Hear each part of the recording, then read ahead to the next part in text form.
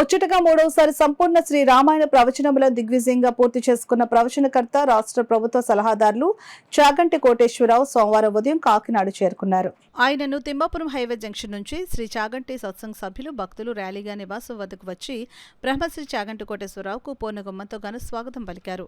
ఈ సందర్భంగా చాగంటి సత్సంగ్ సభ్యులు మీడియాతో మాట్లాడారు. గాయత్రి మహిళా ఇంజనీరింగ్ కళాశాల ప్రాంగణంలో జనవరి 25వ తారీఖున ప్రారంభం చేసి 42 రోజుల పాటు శ్రీరామాయణం 6 కాండలు సంపూర్ణ రామాయణ ప్రవచనాలు జరిగి తదనంతరం అద్భుతమైనటువంటి ఊరేగింపు, హోమం, సీతారామ కళ్యాణం, పట్టాభిషేకం ఇవన్నీ కూడా పూర్తి చేసుకుని ఇవాళ ఈ కాకినాడ పట్టణానికి మళ్ళీ తిరిగి రావడం జరిగింది. మిత్రులు అందరూ కలిసి ఇవాళ ఇంత పెద్ద ఎత్తున స్వాగతం పలకడం నాకు ఎంతో సంతోషాన్ని ఇచ్చింది.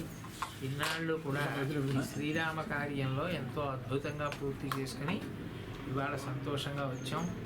వీళ్ళందరూ కూడా అక్కడ పట్టాభిషేకానికి వచ్చారు, చూశారు. ఈ సందర్భంగా వీళ్ళందరికీ కూడా నా హృదయపూర్వకమైనటువంటి కృతజ్ఞతలు తెలియజేస్తున్నాను.